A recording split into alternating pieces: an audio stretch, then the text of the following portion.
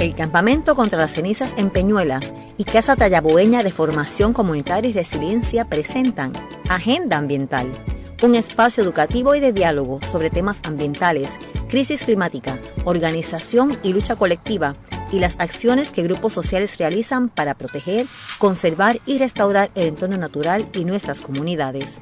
Y ahora comienza Agenda Ambiental.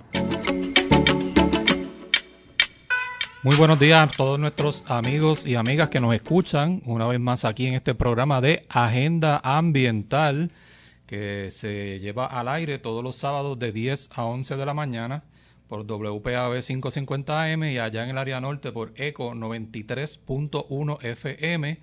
También nos puede ver a través de nuestra página de Facebook, en Facebook Live que realizamos todos los sábados. Busquen allí Agenda Ambiental PR. Denle like, denle like, compártanlo para que otras personas puedan escuchar todo lo que vamos a estar compartiendo aquí en nuestro programa. También durante la semana nos gusta decirles que puede comunicarse con nosotros a través de nuestras redes sociales, tanto en Facebook como en Twitter. Yo no sé si eso se llama todavía Twitter, porque ahora es como una X. ¿Eso tiene otro nombre ahora? Yo tengo que aprenderme el nuevo nombre. Pero bueno, al correo agendaambientalpr@gmail.com y nos puede enviar mensajes al 787-543-9981. Hoy, como ven, nuestro amigo Nolo Díaz no está con nosotros, está en otras labores que realizar, labores comunitarias que tiene, ¿verdad? Como líder comunitario de Peñuelas. Esperamos que llegue ya mismito nuestro panelista invitado o designado, como digo yo. Mientras tanto, quiero comenzar el programa haciendo un comentario. Yo creo que ya llevamos como 2 o 3 programas hablando sobre el asunto de esto de la construcción de la torre de telecomunicaciones en el sector Los Indios de Guayanilla. Este asunto parece que no tiene fin, ¿verdad? Cada semana pasa algo nuevo y no vemos la luz al final del túnel sobre este proyecto. Primero, y lo habíamos dicho en este programa, el Departamento de Recursos Naturales había estado por semanas escondiendo un informe que habían realizado varios técnicos biólogos del departamento.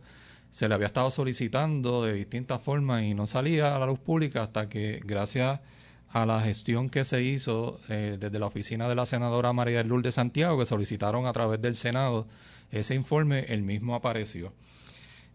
Así que es importante que sepan que en el informe del Departamento de Recursos Naturales hay unos señalamientos bien importantes. Primero, se reconoce que las coordenadas que aparecen, las coordenadas que tenía el Departamento de Recursos Naturales para trabajar el asunto eran distintas a las coordenadas reales. Así que hay ahí, ¿verdad?, una diferencia que el Departamento de Recursos Naturales lo señaló.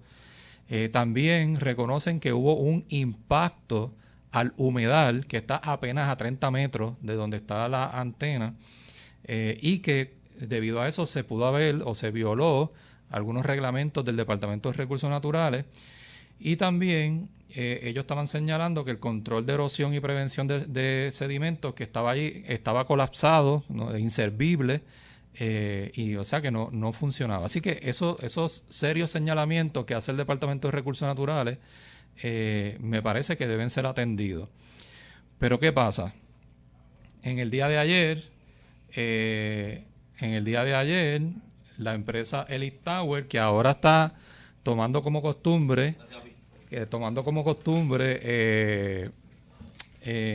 hacer movimientos de terreno allí en la torre de telecomunicaciones los viernes, porque según me enteré, yo no sabía esto, que los viernes los vigilantes del cuerpo, los personal del cuerpo de vigilantes de Ponce o es que no trabajan los viernes o es que entran más tarde.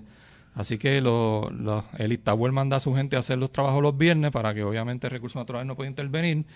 Y ayer, pues otra vez, las personas de las comunidades que están allí cercanos y otros activistas que han estado apoyando, pues fueron allí, se dieron cuenta de varias cosas. Primero, no tenían un letrero en el lugar de la obra que se supone que tuvieran. Y es interesante porque llega un policía, la comunidad le dice al policía lo que está pasando, que intervenga porque no tiene el letrero, y entonces los trabajadores van a la guagua, sacan el letrero y lo colocan allí. O sea que ellos terminan los trabajos, se llevan el letrero y lo traen. Yo no sé si eso es legal, yo no sé si ese es el procedimiento correcto, según el Departamento de Recursos Naturales. Eso habría que averiguarlo. Segundo, nuevamente, en el área no había ningún control de erosión. Cuando los de Recursos Naturales fueron, hicieron su primera investigación, dijeron que estaba colapsado. Ayer no había ninguno, y ante el señalamiento que le hace la policía, los trabajadores empezaron allí a hacer una porquería allí, a hacer algo improvisado. Nosotros vimos la foto, yo no sé mucho de eso, pero le pregunto a la gente que sabe, y me dicen que eso estaba mal puesto.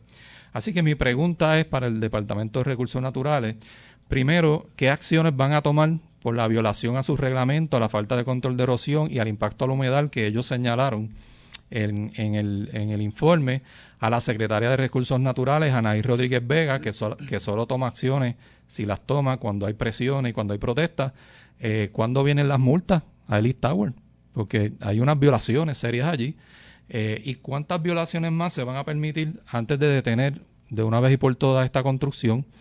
Y ¿será Ellis Tower otra corporación que quedará impune a pesar de sus violaciones y daño al ambiente? Pues eso vamos a ver y vamos a estar esperando las acciones de esta semana. Como le mencioné ahorita, hoy tenemos un panelista designado.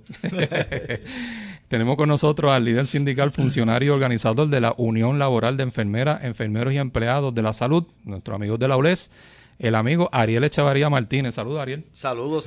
Buenos días a todos los que están conectados en las redes. De verdad que me alegró tenerte aquí. Yo no voy a decir que yo soy fanático tuyo en Facebook. Pero obviamente, ¿verdad? Y además, además de las luchas sindicales, nosotros siempre hemos reconocido la labor de la ULES, en este país. Siempre que menciono ULES, en mi mente y mi recuerdo viene mi amigo salinense Radamés Quiñones, que fue clave. Voy a decir una anécdota aquí que yo creo que nunca se le ha dicho a nadie. Radamés estuvo varios años ayudando al Comité de Diálogo Ambiental, que somos de allá de Salinas, para reproducir un boletín que repartíamos. El boletín se llama Diálogo Ambiental, lo repartíamos en las comunidades y para nosotros Radamés siempre fue ¿verdad? Esa ayuda. Igual que nuestro amigo Justiniano Díaz, quien le enviamos un saludo. Así que, y hemos estado no solamente en las luchas sindicales y apoyando a la ULES, sino también en otras luchas, el gasoducto del sur, el asunto de la ceniza, que ustedes siempre han estado apoyando. Siempre. Y sé que tú también has estado presente ahí. Más adelante vamos a hablar un poquito contigo, ¿verdad? Esto claro. de la ULES y otros asuntos sindicales. Pero queríamos comentar, ¿verdad?, que tenemos para el día de hoy en nuestra agenda. Pues mira, estoy buscando por aquí. Ya mismito vamos a estar conversando con la licenciada Lorena Vélez de la organización El Justice. Pues esta pasada semana varias organizaciones, incluyendo el Comité de Diálogo Ambiental, yo estuve presente también en esa conferencia de prensa, anunciamos la erradicación de un mandamus contra el negociado de energía y otras agencias del gobierno por la aprobación de proyectos de placas solares en suelos altamente agrícolas y ecológicamente sensitivos, un tema que hemos tocado en este programa. Por ahí salió una columna de alguien no muy querido por mucha gente en este país, que se llama Eduardo Batia. Esa la vamos a dejar para la semana que viene, pero pues salió hoy y tiene que ver con esto. Pero vamos a ver de qué se trata el recurso legal y aprovecharemos también para hablar con Lorena sobre una carta que se le envió al presidente de Estados Unidos, Joe Biden, sobre el uso de fondos para aumentar el uso de gas fósil o metano, lo que más llaman aquí en Puerto Rico gas natural, en lugar de promover el uso de fuentes renovables. Así que también todo eso vamos a estar hablando con Lorena ya mismito. Y a las 10:30 vamos a estar con nuestra amiga Marisa Reyes Díaz de la organización Boricua de Agricultura Ecológica.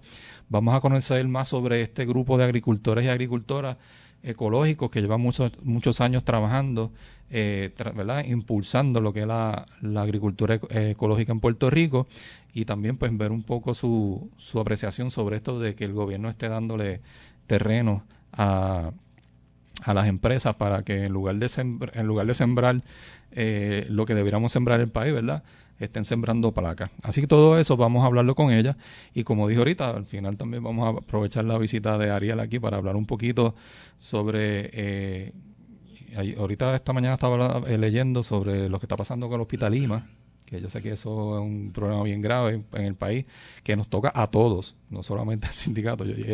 Eso le da más trabajo al sindicato para proteger, ¿verdad?, a sus trabajadores y trabajadoras, pero es un tema que hay que hablar un poco. Y también esta semana el Sindicato de Trabajadores de la Universidad de Puerto Rico, que en tiempo récord anunciaron una huelga y en 2 o 3 días ya finalizaron porque lograron algunas cosas. Vamos a ver si esa justicia salarial que ellos tienen. Para AES, de parte de Peñuelas en Puerto Rico, ante toda la ceniza en mi pueblo peñolano, quiero brindar mi mano en contra de la injusticia y no me atemoriza. Bueno, regresamos aquí al programa Agenda Ambiental. Queremos enviarle un saludito rapidito por aquí. Tenemos a Waldo de allá desde Guayanilla, a Ani Hernández, que está todos los sábados con nosotros, y a nuestro querido amigo Paquito Sáez Cintrón, que le debo una llamada. Me llamó ayer y no pude contestarle en el momento, así que Paquito, ahorita cuando salga de aquí del programa te llamo. Bueno, como habíamos dicho que íbamos a estar tocando en esta primera parte, a principios de esta pasada semana, 6 organizaciones demandaron al gobierno de Puerto Rico por aprobar la construcción de proyectos industriales de energías renovables, en estos casos placas solares, en terrenos de alto valor agrícola y ecológico, en violaciones de varias leyes y del plan de uso de terrenos local de aquí de Puerto Rico. La demanda solicita que se le prohíba al negociado de energía, la Junta de Planificación, la Oficina de Gerencia y Permiso, el Departamento de Desarrollo Económico y Comercio y el Estado Libre Asociado de Puerto Rico que apruebe la construcción de estos proyectos. Para explicarnos mejor este asunto, tenemos con nosotros hoy a la amiga, la licenciada Lorena Vélez Miranda, de la organización Earth Justice. Buenos días, Lorena. Buenos días, gracias por invitarme. Qué bueno que puedas estar con nosotros en el día de hoy. Pues queremos que nos expliques un poco, ¿verdad? Este mandamos que estas 6 organizaciones sometieron esta misma semana en contra del gobierno, y qué es lo que está pasando y qué significa esto de un mandamos en contra de las agencias. Ok, sí, claro. Pues mira, primero que nada, ¿verdad? Un mandamos es un recurso que se puede presentar al tribunal de primera instancia, es un recurso especial que se utiliza cuando un funcionario del gobierno o de una agencia no está cumpliendo con su deber que le exige la ley. Y en este caso, la ley es clara en que se tienen que identificar los lugares aptos para ubicar los proyectos solares o de energía renovable, ¿verdad? Okay. No se tiene que limitar a energía solar. Entonces, el negociado es una de estas entidades que tiene un deber de identificar los lugares y de asegurarse de que los lugares favorecidos sean lugares previamente contaminados, ¿verdad? Eso puede ser un vertedero, a modo de ejemplo. Entonces también el Departamento de Economía y Comercio, por otro lado, la ley le exige que le asista al negociado a identificar estos lugares aptos y las tecnologías pues para lograr a cabo esta transición. Esto es, ¿verdad?, un ejemplo de lo que estamos solicitando en el mandamos. Entonces, un poco, ¿verdad?, también de contexto, en Puerto Rico hay la ley de política pública energética, requiere o establece unas metas de energía renovable. Y ellos le llaman para lograr lo que es la cartera de energía renovable, que requiere que debe de haber un mínimo de un 40% para el 2025, o sea, ya mismo, un 60% para el 2040 y un 100% para el 2050. Y lo que estamos viendo un poco es que el gobierno, para lograr esta meta, porque estamos bastante atrás en poder llegar a un 40% en 2 años, o en 1 año y medio, para lograr esta meta lo que están haciendo es que se están aprobando estos proyectos de energía solar a gran escala, pero lo están haciendo en suelos agrícolas, suelos que el plan de uso de terreno, que es una ley que un poco crea como una reserva agrícola, designa como suelo especialmente protegido porque reconoce que tiene un valor agrícola que se tiene que proteger para, a su vez, garantizar o proteger nuestra soberanía alimentaria. Poco importa o nada importa, de hecho, si se está sembrando ahora mismo o no en ese suelo, lo importante es protegerlo a perpetuidad para que cuando se vaya a utilizar, pues el suelo tenga las condiciones aptas para sembrar. Okay. Y, ¿verdad? Esto es importante porque cuando se construyen estos proyectos solares en estas fincas, en estos suelos de valor agrícola o de valor ecológico, se altera la capa del suelo. Entonces, eso imposibilita que se utilice para agricultura. De hecho, aun cuando remueven las placas, hay un periodo de muchas décadas que tienen que pasar para tal vez utilizarse, pero no se puede. En una vida, ponle de 100 años, sí. no se ve. Lorena, entonces, un ejemplo claro de lo que estás mencionando en este momento es lo que está pasando con el proyecto de Zero Group en Salinas, o Zero One, donde lo primero que hace esta empresa, o esta corporación, es remover la capa que es la más fértil para ¿verdad? Y eso no lo ha explicado mucha gente que sabe de agricultura, mucho más que yo, que esa es la mejor tierra para poder sembrar. Esa es la primera que se remueve para poder poner las placas, y esto lo que hace es inutilizar, como tú muy bien dices, durante muchas décadas y posiblemente para siempre, estos terrenos no se podrían volver a utilizar en todo ese tiempo. Hay dos cositas que me gustaría también que enfatizar. Por un lado, estás diciendo que hay unas, y esto es importante ¿verdad? En explicarlo, porque por ahí hay gente diciendo otras cosas. Hay unas leyes que estipulan que tiene el gobierno, tiene que decidir, es el gobierno el que determina en qué terrenos se va a poder utilizar el proyecto de placas solares, aunque nuestra alternativa es que que se utilicen los techos, que se utilicen vertederos cerrados, que se utilicen otras estructuras para no se utilizar los terrenos agrícolas, pero es el gobierno, y hay unas leyes que lo obligan, incluso el plan de uso de terreno, a proteger esos terrenos. Y por el otro lado hay alternativas, o sea, no es que porque yo he escuchado a la gente, muy poca, pero hay unos por ahí diciendo unos mensajes, pues ahora se oponen también a la energía solar. No, nos oponemos a que se utilicen los suelos agrícolas porque hay alternativas. ¿Qué podrías decirme un poco sobre esto, sobre el hecho de que hay leyes y que es el gobierno el que tiene que decidir, no es la empresa o la corporación privada la que, como está pasando ahora, que compra un terreno y entonces dice, aquí es que yo quiero poner el proyecto? Ese no debe ser el proceso. No, ciertamente, ¿verdad? Esto pasa por un proceso de obtener permisos, y en esos procesos de obtener permisos y de ser aprobados, son las agencias y el gobierno quienes están obligados a verificar si la propuesta cumple con lo dispuesto en la ley. Y al ellos ver que estos proyectos están ubicados en suelo agrícola, especialmente protegidos por la ley, por el plan de uso de terreno, no los pueden aprobar. O sea, esta aprobación es deficiente, la que tienen estos proyectos, que de hecho, ¿verdad?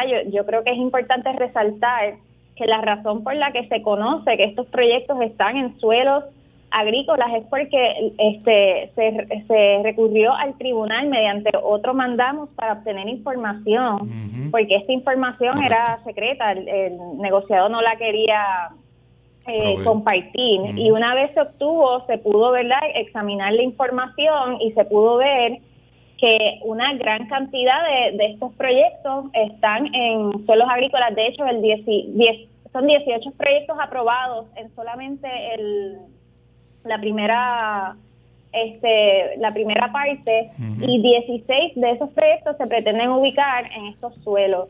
Esto también, ¿verdad?, es contrario al cambio climático, y el gobierno también nos tiene que proteger del cambio climático. Puerto Rico, ¿verdad?, es un archipiélago, está en el Caribe, es de los lugares más impactados por el cambio climático, y pues están incumpliendo con el deber de proteger a las personas, ¿verdad?, porque La energía es un derecho humano, no es una cosa, es algo al cual tenemos derecho, y el gobierno tiene que asegurar que la manera en que obtenemos esa energía es de manera resiliente, que no ponga en peligro, ¿verdad?, otros asuntos a los que tenemos derecho, como es la alimentación, porque ahora mismo el 85% de lo que consumimos es importado, o sea, solamente se está sembrando un 15%.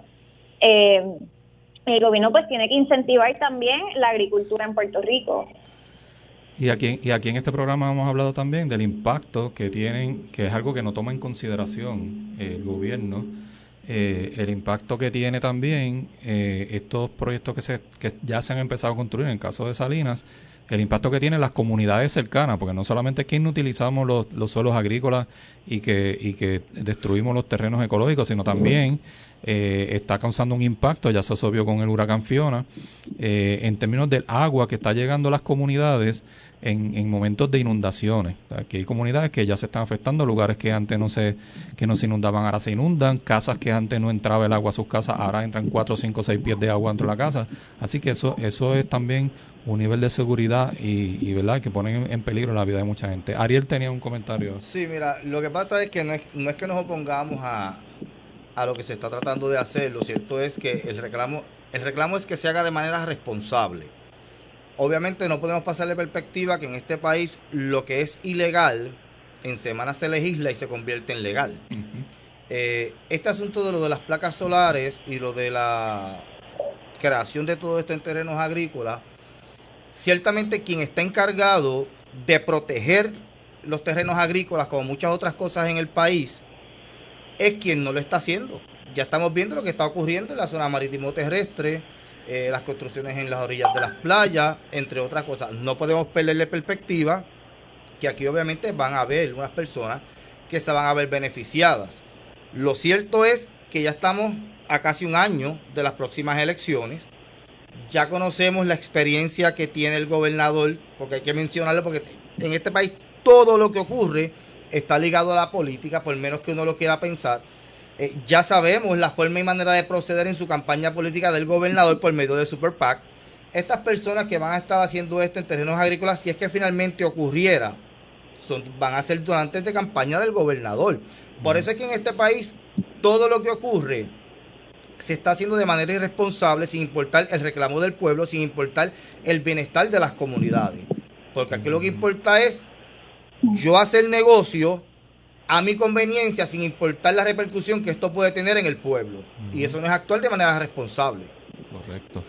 Sí, mira, yo creo que también es importante resaltar que las entidades que ¿verdad?, que estamos representando en este mandato tienen una larga trayectoria de presentar propuestas concretas, claro, como es la propuesta de Queremos Sol, que está respaldada por un estudio que demuestra que la energía en Puerto Rico, en techos con almacenamiento, es la manera más resiliente de suplir energía en Puerto Rico, porque es descentralizada.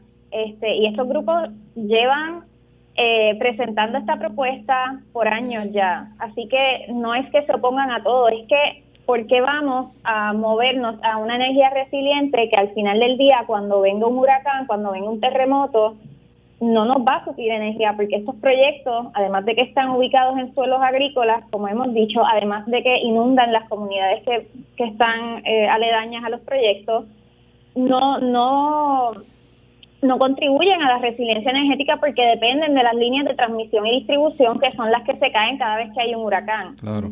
Cuando vino María, las fincas que habían de placas solares quedaron totalmente destruidas y tardaron más de un año en ser arregladas. Entonces, ¿a qué está apostando el gobierno verdaderamente con estos proyectos? ¿Cuáles son los intereses que hay detrás? Yo creo que sí, ciertamente hay unos intereses económicos que también se tienen que resaltar.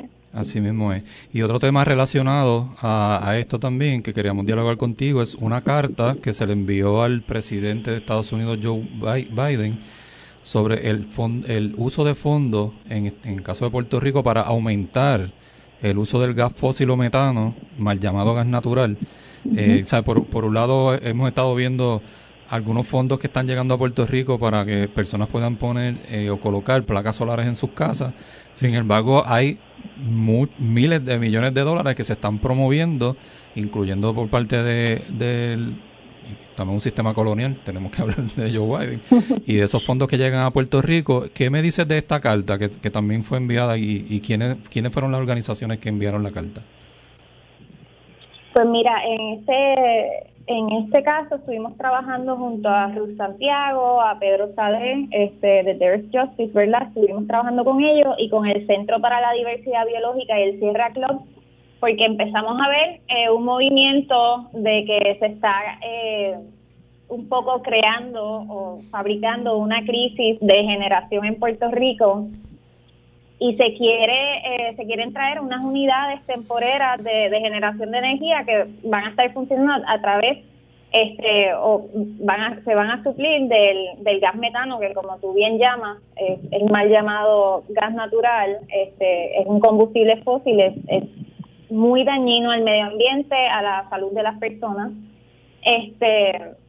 Y empezamos a ver que la información estaba fragmentada, pero con los documentos que obtuvimos, pues nos dimos cuenta que hay serias deficiencias en esta utilización de fondos. Son 5,000 millones de fondos de FEMA que se pretenden utilizar para estos proyectos en Puerto Rico, que podrían utilizarse para acelerar la transición a energías renovables, solar, en techos con almacenamiento, pero lo que el gobierno está haciendo es perpetuar esta dependencia de combustibles fósiles, del gas metano, que verdad es importante que la gente sepa que quien opera la generación es Genera, la compañía Genera, y a quien le compran el gas metano es a una compañía, y ambas pertenecen, son subsidiarias de una misma compañía matriz, así que esencialmente se compran gas a ellos mismos. ¿Qué es New Fortress? Es preocupante porque parece como si estuviesen apostando a la ansiedad que se vive en Puerto Rico de que si viene un huracán no vamos a tener energía. Están diciendo que los niveles de generación no dan, pero eso no hay evidencia, ¿verdad? La demanda en Puerto Rico ha bajado porque las personas que tienen el poder económico para hacerlo se han movilizado y han instalado placas solares en sus casas. Entonces, pues nos vimos en la necesidad de enviar esta carta para dejarles saber que ellos no han hecho una declaración de impacto ambiental, y eso es un requisito porque esto es un proyecto con fondos federales, es un proyecto grande que ciertamente va a impactar el ambiente y la salud de las personas. No tienen los permisos del Clean Air Act, de la Ley de Aire Limpio federal. Tampoco cumple con las políticas energéticas locales que, ¿verdad?, requieren una transición a energías renovables. No cumplen con los mandatos de Biden de justicia ambiental, y pues no vemos necesidad para seguir perpetuando este uso de gas metano en Puerto Rico. Y lamentablemente, ¿verdad?, mencionabas ahorita a Genera, que es una subsidiaria de otra empresa que es New Fortress, y sabemos también los problemas, una empresa que construyó un terminal sin permiso, y ahora lo que se está moviendo en el gobierno de Puerto Rico es este cartel de empresas que vienen a lucrarse, no para ayudar a las personas a que puedan tener sus placas solares y sus baterías en sus casas, y que sea una energía resiliente y justa, que sea ¿verdad? Aquí estamos hablando también de justicia social, de justicia ambiental, sino para lucrarse ellos y que los contratos y los millones de dólares se queden. Eso ya lo vimos con Luma, que ahora mismo tenemos, desde que Luma entró tenemos un desastre en nuestro sistema eléctrico, y ahora pues entra Genera y New Fortress a también pues llevarse todos esos dineros. Mira, el asunto es que, y concurro con la compañera, aquí lo que hace el gobierno es apostando al cansancio, para obviamente crear de cierta manera cierto grado de desesperación en el pueblo, para que entonces el pueblo reaccione, pero no de manera informada, porque lo que estamos discutiendo en este programa no lo vamos a escuchar en ninguno de los medios a nivel general del país. Porque esta discusión, donde debería, aparte de este programa, debería estar en todos los medios del país, y sabemos que eso no va a ser así. Ellos están buscando, volviendo un poco hacia atrás, a utilizar los terrenos agrícolas para la siembra, por decirlo así, de las placas solares. aquí no se aprende o no se quiere aprender de lo que hemos vivido. Cuando el huracán María, nosotros obviamente al ser isla nos vimos limitados de muchos recursos.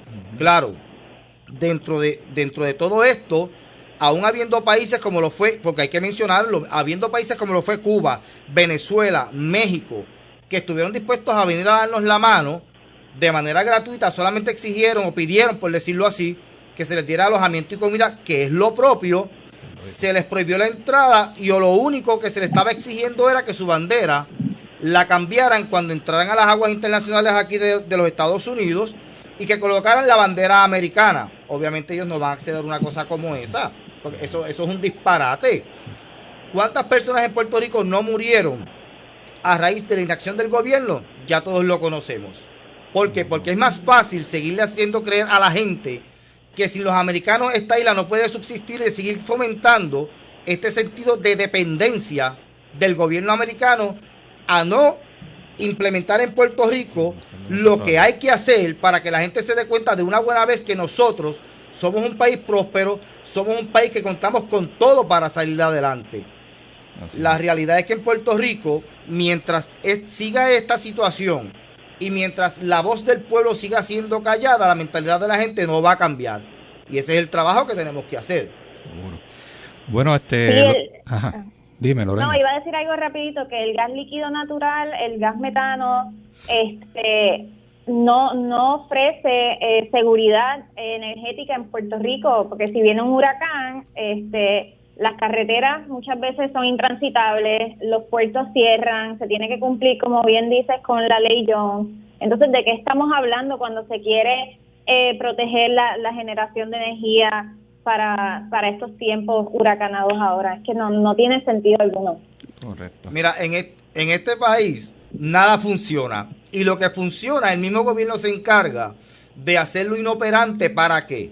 Para justificar una privatización en donde van a guisar unos pocos en detrimento del bienestar de un pueblo.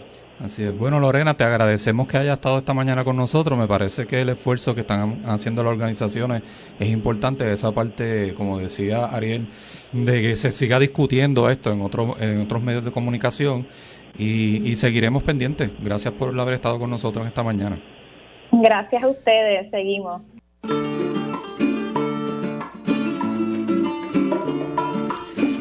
Y regresamos aquí en Agenda Ambiental.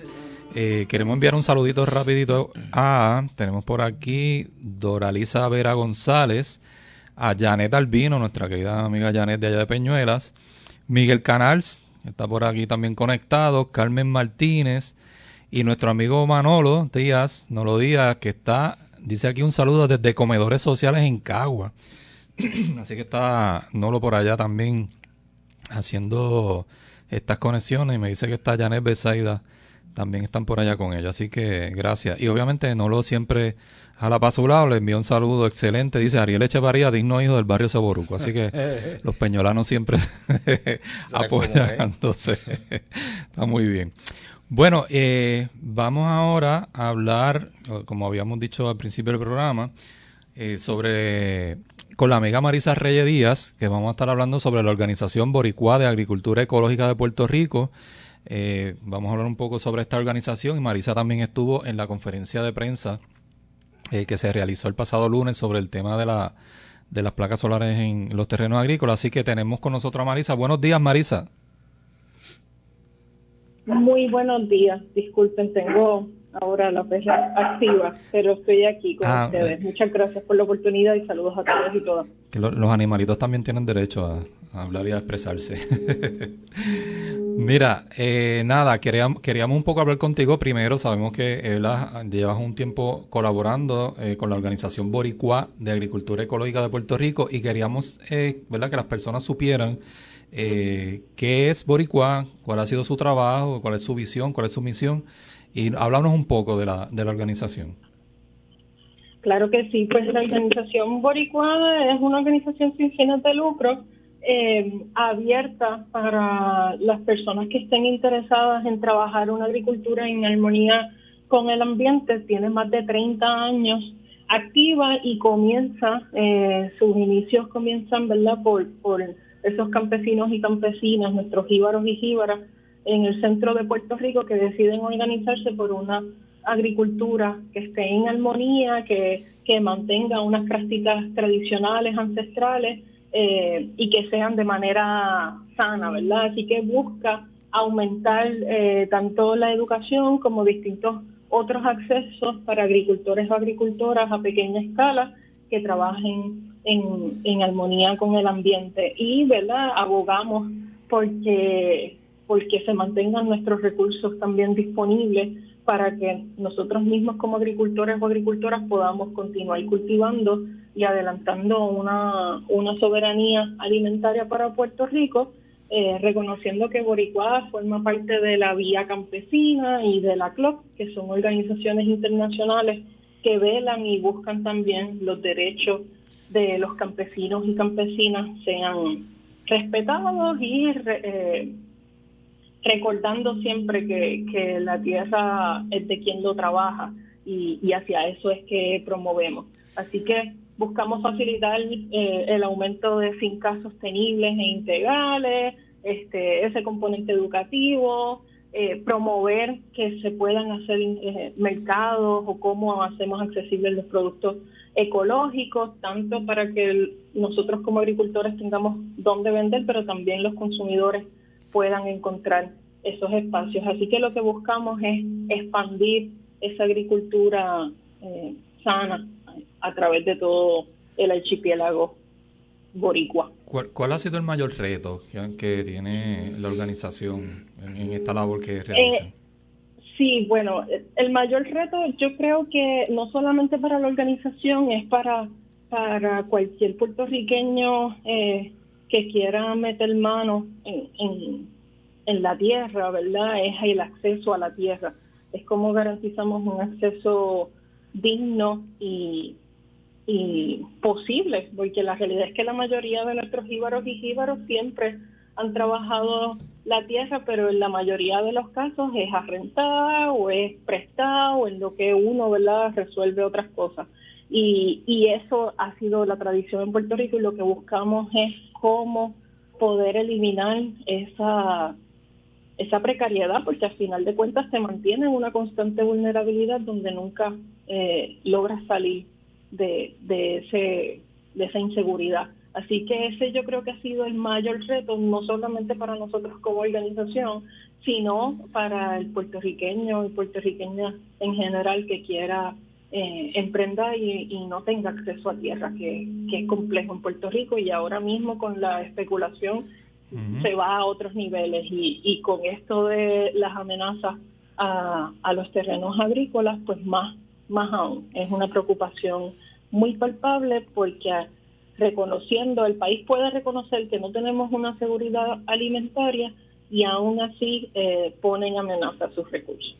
Voy a ir, ¿verdad?, aprovechando que lo menciona, esta insistencia del gobierno de permitir la inutilización de los terrenos agrícolas con la construcción de estos proyectos energéticos, ¿verdad?, especialmente estos proyectos solares a gran escala, que ahorita hablábamos un poco con Lorena, ¿verdad?, que se mencionan que son 18 proyectos en esta primera parte, pero en su totalidad se ha dicho que podrían ser hasta 80 proyectos en Puerto Rico.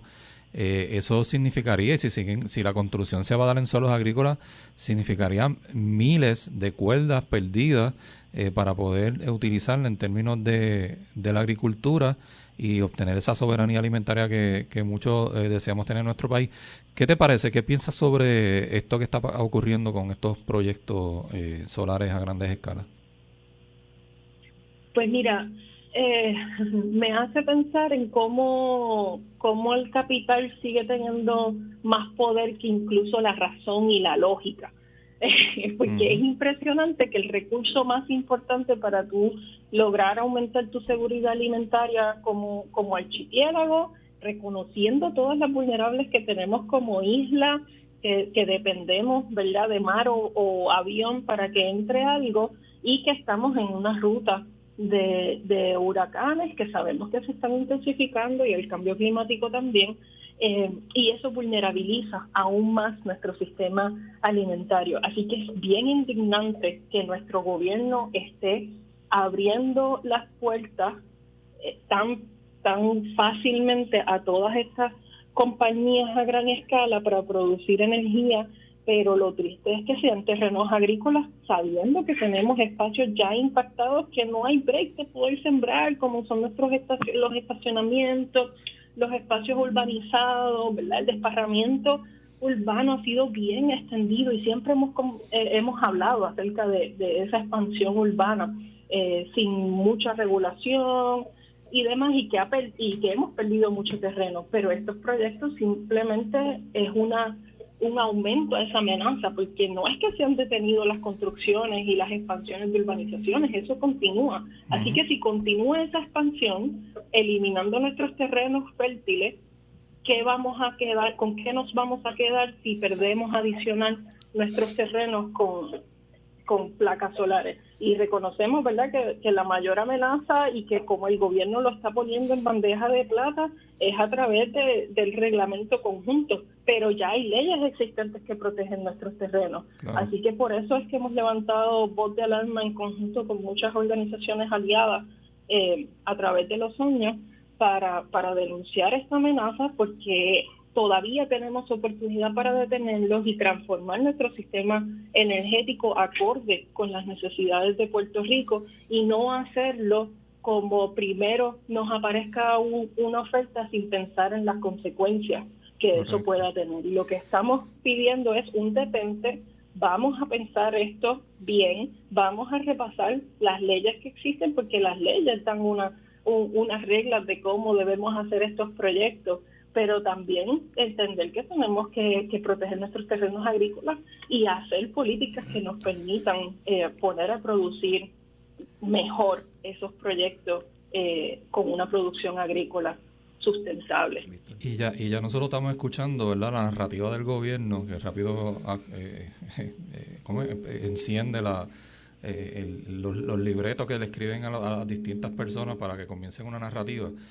En esto de las alternativas, yo recuerdo que yo creo que hace más de 10 años aquí el colegio de Mayagüez hizo un estudio del uso de los techos, en cuánto se podría generar energía. Discúlpame, Víctor, no te escucho bien, te escucho muy lejos y entrecortado. Sí, ¿puedes repetir? Sí, estaba comentando que el gobierno comienza una narrativa en contra de, por ejemplo, en este caso de las organizaciones que hacen la conferencia de prensa, y comenzamos a hablar de la cuestión de la alternativa. Aquí yo recuerdo que desde hace 10 años el Colegio de Mayagüez había hecho un estudio donde decía que se podían utilizar los techos de las personas. El mismo estudio que reveló hace unos 2 o 3 años Queremos Sol, de que en 15 años podemos tener el 75% de la energía producida con placas solares en los techos de las personas, y en ese caso pues no destruimos los terrenos agrícolas. Ariel me parece que quería añadir algo. Mira, en lo que todo esto se da, no podemos pretender que el gobierno piense y actúe, porque sabemos que el gobierno no piensa, pero sí actúa, obviamente no en beneficio del pueblo. Pero en lo que todo este proceso se da, ciertamente lo que hay que hacer es que las comunidades se tienen que ir organizando para dar la pelea. Porque hasta que el pueblo no se tire, el gobierno no se va a aguantar, porque la agenda del gobierno es acabar con lo que tenemos. Mira, recientemente, no hace como 2 años, yo estuve en Costa Rica de vacaciones. El 80% de la energía en Costa Rica es renovable. Ellos utilizan la energía del agua, la utilizan la de los volcanes, la energía solar. ¿Cómo lo hacen ellos? A manera de ejemplo, todos los techos en Costa Rica tienen unos canales.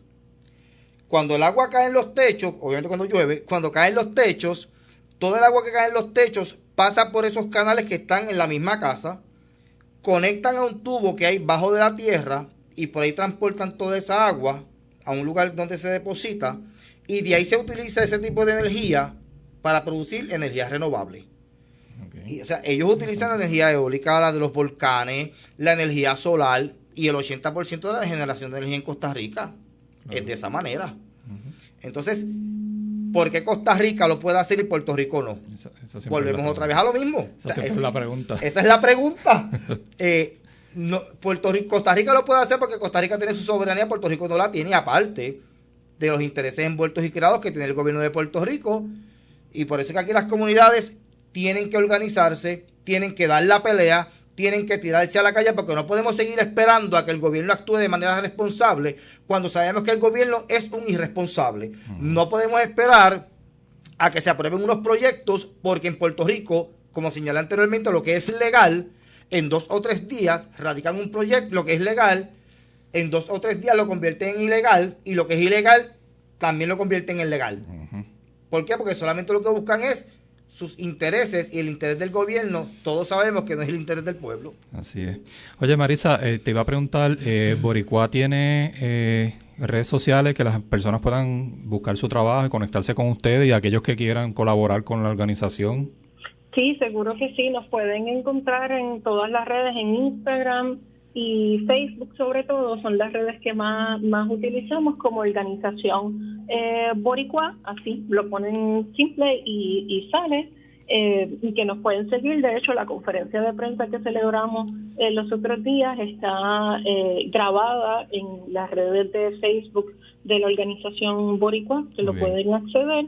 Y quería comentar que también, ¿verdad?, como parte de ese movimiento que tiene que estar pasando desde la base, ahora mismo todavía estamos recogiendo firmas para unos comentarios, porque, ¿verdad?, por un lado tenemos esta demanda que estamos haciendo el gobierno, pero por otro lado estos proyectos tienen muchos recursos económicos y están haciendo su trabajo de cómo empujar a que estos proyectos avancen y que nosotros tengamos la menor posibilidad de protestar, y es por eso que estamos recogiendo firmas para que se haga un alto a que la Junta de Control Fiscal apruebe estos proyectos como proyectos críticos, y verdad, y da todos los detalles. Así que invitamos a la ciudadanía que si esto es, y a los radio oyentes, que si esto es algo que les interesa, que nos pueden escribir un correo electrónico a defensa de tierras, así, defensa en singular, de tierras en plural, @gmail.com, y que con gusto le puedo enviar la solicitud de firmas para estos comentarios, y le puedo compartir en el borrador de la carta, para que así lo puedan revisar y lo puedan firmar. Pero es bien importante que en estos momentos sigamos sacando más información, porque esto es una amenaza y cómo podemos protegerla. Es bien importante que nos montemos en esa ola. Así que gracias por este espacio, y gracias por la discusión que están teniendo en torno a este tema, porque nos urge tomar la batuta con nuestras tierras, porque si no perdemos el país que nos queda. Gracias a ti, Marisa, ¿verdad?, por el esfuerzo que has hecho desde hace mucho tiempo y ahora con Boricua, y gracias por haber estado aquí en Agenda Ambiental.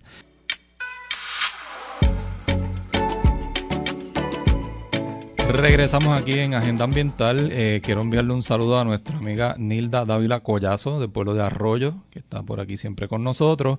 Iván Radinson Caraballo, que nos envían también un mensaje.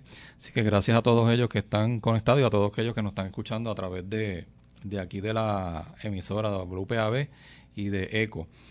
Bueno, en los últimos minutos yo quería aprovechar que tenía a Ariel aquí con nosotros hoy, primero para preguntarle un poco. Venía esta mañana, estaba leyendo el asunto esto que está pasando con los hospitales en el país, que es una preocupación grande, ¿verdad? En el caso específicamente de los hospitales de IMA, que hay una crisis económica. Yo he escuchado esto de la crisis económica en los hospitales hace mucho tiempo, pero aquí parece que ya hay, ¿verdad?, se ha acrecentado y hay millones de dólares que se le deben a distintas agencias.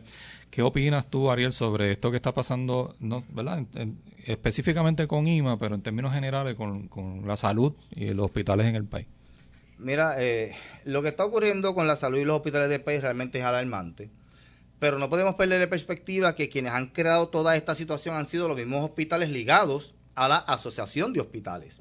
Este asunto de los IMA no es un asunto nuevo. O sea, los IMA llevan años pagándole a sus empleados cheques sin fondos. Entonces, ahora están diciendo que como tuvieron que absorber el aumento por la ley de enfermería, más el aumento del salario mínimo, se agravó su situación económica. ¿Qué hicieron todos estos años? ¿Dónde está el dinero de los IMA? Porque ellos tienen varios hospitales a su cargo.